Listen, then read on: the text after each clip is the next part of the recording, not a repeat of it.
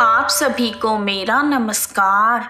आज मैं आप सभी के समक्ष पौष मास की कृष्ण पक्ष की सफला एकादशी की कथा प्रस्तुत कर रही हूँ।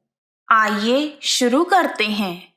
शांताकारं भुजगशयनं पद्मनाभं सुरेशं विश्वाधारं गगनसदृशं मेघवर्णं शुभांगं लक्ष्मीकान्तं कमलनयनं योगिभिर्ध्यानगम्यहम् वन्दे विष्णु भवभयहरं सर्वलोकैकनाथम्। द्वापर युग में एक बार युधिष्ठिर ने श्री कृष्ण से पूछा, हे केशव, पौष मास के कृष्ण पक्ष में जो एकादशी आती है उसका क्या नाम है, उसकी क्या विधि है तथा उसमें किस देवता की पूजा की जाती है? कृपा करके विस्तार से मुझे बताइए। भगवान श्री कृष्ण ने युधिष्ठिर से कहा, हे राजेंद्र, मैं आपको पौष मास के कृष्ण पक्ष की एकादशी के बारे में बताता हूँ। सुनिए, बड़ी बड़ी दक्षिणा वाले यज्ञों से भी मुझे उतना संतोष नहीं होता जितना एकादशी व्रत के अनुष्ठान से होता है। इसलिए सर्वथा प्रयत्न करके एकादशी का व्रत करना चाहिए। पौष मास के कृष्ण पक्ष में आने वाली एकादशी का नाम सफला एकादशी है। इस दिन श्रद्धा और भक्ति भाव से विधि पूर्वक नारायण भगवान की पूजा करनी चाहिए। यह एकादशी प्राणी मात्र का कल्याण करने वाली है, अतः इसका व्रत अवश्य करना चाहिए। जैसे नागों में शेषनाग, पक्षियों में गरुड़, देवताओं में श्री हरि विष्णु जी तथा मनुष्यों में ब्राह्मण श्रेष्ठ हैं, उसी प्रकार संपूर्ण व्रतों में एकादशी तिथि श्रेष्ठ है। हे राजन, सफला एकादशी के दिन श्री हरि विष्णु के नामों का उच्चारण करके, फलों का प्रसाद अर्पित करके श्री हरि भगवान का पूजन करना चाहिए। नारियल के फल, सुपारी, नींबू, अनार, आंवला, लौंग, बेर तथा विशेष रूप से आम के फलों से श्री हरि भगवान की पूजा करनी चाहिए। इस प्रकार धूप दीप से भगवान श्री हरि की अर्चना करें। इस दिन दीप दान करने का भी विधान है। रात को वैष्णव जन के साथ जागरण करना चाहिए। जागरण करने वाले मनुष्य को जिस फल की प्राप्ति होती है वह हजारों वर्ष तपस्या करने से भी नहीं मिलता। हे राजन, अब मैं आपको सफला एकादशी की शुभ फल प्रदान करने वाली कथा को सुनाता हूँ। ओम नमो भगवते वासुदेवाय। एक समय में राजा माहिष्मत चंपावती में राज किया करते थे। राजा माहिष्मत के 5 पुत्र थे। उनमें से जो ज्येष्ठ पुत्र था वह सदा ही पाप कर्म में लगा रहता था। वह पूरा दिन मांस मदिरा के सेवन में तथा वेश्यावृत्ति में गुजार देता था। उसने अपने पिता के धन को सदा पाप कर्म में ही खर्च किया था। वह दुराचारी ब्राह्मणों की निंदा किया करता था। वैष्णवों तथा देवताओं की भी हमेशा निंदा ही करता था। अपने पुत्र के ऐसे आचरण को देखकर राजा माहिष्मत ने राजकुमारों में उसका नाम लुम्भक रख दिया। फिर पिता और भाइयों ने मिलकर उस लुम्भक को राज्य से बाहर निकाल दिया। राज्य से बाहर निकलकर वह घने जंगल में चला गया।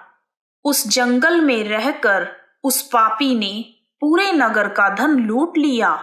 एक दिन जब वह चोरी करने के लिए नगर में वापस आया तो रात में पहरा दे रहे सिपाहियों ने उसे पकड़ लिया, किंतु जब उसने स्वयं को राजा महिष्मत का पुत्र बताया तो सिपाहियों ने उसे छोड़ दिया। फिर वह पापी वन में वापस लौट आया और प्रतिदिन मांस तथा वृक्षों के फल खाकर जीवन निर्वाह करने लगा। उस दुष्ट का विश्राम स्थान पीपल के पेड़ के पास था। वह पीपल का पेड़ बहुत वर्षों पुराना था। उस घने जंगल में वह पेड़ एक महान देवता की तरह पूजा जाता था। वह पाप बुद्धि लुम्भक वहीं पर निवास करता था। बहुत दिनों तक ऐसे ही जीवन व्यतीत करते हुए एक दिन उस लुम्भक ने किसी संचित पुण्य के प्रभाव से अचानक ही एकादशी के व्रत का पालन कर लिया। पौष मास में कृष्ण पक्ष की दशमी के दिन उस पापी लुम्भक ने वृक्षों के फल खाए, रात भर जाड़े का कष्ट भोगा। उस समय न तो उसे नींद आई और ना ही उसे आराम मिला। वह निष्प्राण सा हो गया था। अगले दिन सूर्योदय होने पर भी उस पापी को होश नहीं आया। सफला एकादशी के दिन वह लुम्भक बेहोशी में पड़ा रहा। दोपहर होने पर जब उसे होश आया तब उसने इधर उधर दृष्टि डाली और आसन से उठने का प्रयास करने लगा। फिर वह लंगड़े की भांति पैरों से लड़खड़ाता हुआ जंगल के भीतर गया। वह भूख से दुर्बल और पीड़ित हो गया था। हे धर्मराज, उस समय लुम्भक बहुत से फल लेकर ज्यों ही विश्राम स्थान पर लौटा त्यों ही सूर्यास्त हो गया। अपने विश्राम स्थान पर पहुंचकर वह लुम्भक पीपल के पेड़ के नीचे बैठ गया। उस पीपल के पेड़ में देवता का वास माना जाता था। जैसे ही वह पेड़ के नीचे बैठा उसका हृदय परिवर्तित हो गया और उसने अपने लाए हुए सारे फल वृक्ष की जड़ में रख दिए और कहा, इन फलों से लक्ष्मीपति नारायण संतुष्ट हो जाएं। यूं कहकर लुम्भक ने रात भर नींद नहीं ली। इस प्रकार अनजाने में उसने एकादशी व्रत का पालन किया। उस समय सहसा ही आकाशवाणी हुई, हे राजकुमार, तुम सफला एकादशी के प्रसाद से राज्य और पुत्र को प्राप्त करोगे। आकाशवाणी को सुनकर उस लुम्भक ने बहुत अच्छा कहकर वरदान को स्वीकार किया। इसके बाद उसका रूप दिव्य हो गया और उसकी बुद्धि भगवान विष्णु के भजन में लग गई।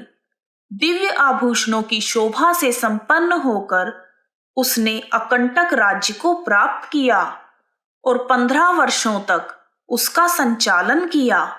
उस समय भगवान श्री विष्णु जी की कृपा से उसे मनोज्ञ नामक पुत्र की प्राप्ति हुई। जब उसका पुत्र मनोज्ञ बड़ा हुआ तब लुम्भक ने राज्य का कार्यभार उसे सौंप दिया और स्वयं भगवान श्री विष्णु जी के पास चला गया, जहां जाकर मनुष्य को कभी कोई शोक नहीं होता।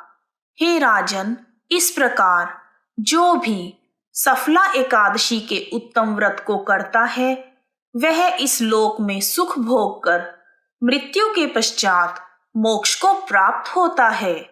इस समस्त संसार में वह मनुष्य धन्य है जो सफला एकादशी का व्रत करते हैं। उनका जीवन सफल हो जाता है तथा उत्तम फलों की प्राप्ति होती है।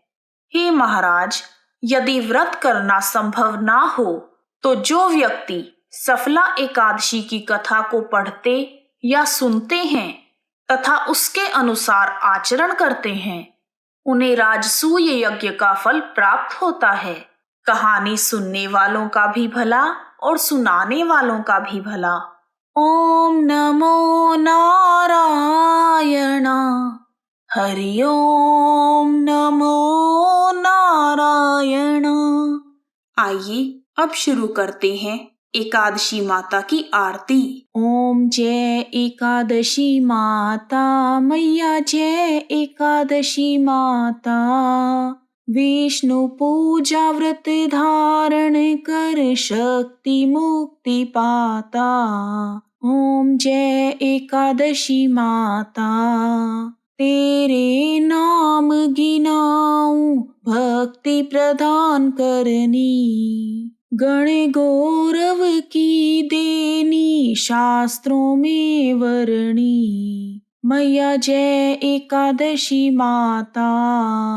मार्ग शीर्ष के कृष्ण पक्ष की उत्पन्ना, विश्वतारिणी जनमी। शुक्ल पक्ष में मोक्षदा मुक्तिदाता बनी। ओम जय एकादशी माता। पोष कृष्ण पक्ष की सफला नामक है, शुक्ल पक्ष में पुत्रदा आनंद अधिक रहे। ओम जय एकादशी माता।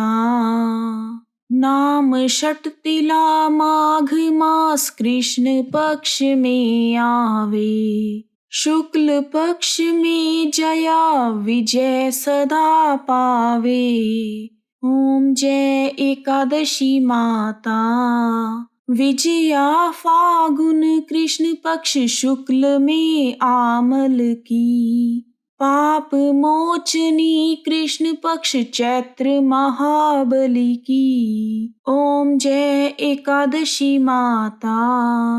चैत्र शुक्ल में कामदा धन देने वाली, नाम वरुथनी कृष्ण पक्ष वैशाख माह वाली। मैया जय एकादशी माता। शुक्ल पक्ष में मोहिनी अपरा ज्येष्ठ कृष्ण पक्षी, नाम निर्जला सब सुख शुक्ल पक्ष राखी। ओम जय एकादशी माता।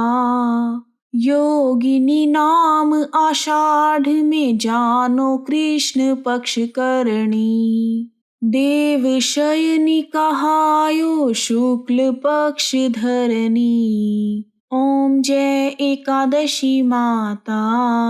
कामिका श्रावण में कृष्ण पक्ष कहिए, श्रावण शुक्ल पवित्रा आनंद से रहिए। ओम जय एकादशी माता। अजा भाद्रपद कृष्ण पक्ष की परिवर्तिनी शुक्ला, इंद्र आश्विन कृष्ण पक्ष में व्रत से भव सागर निकला। ओम जय एकादशी माता। पापांकुशा है शुक्ल पक्ष आप हरनहारी, रमा मास कार्तिक में सुखदायक भारी। ओम जय एकादशी माता। देव उठनी शुक्ल पक्ष की दुख नाशक मैया, पावन मास में विनती पार करो नैया।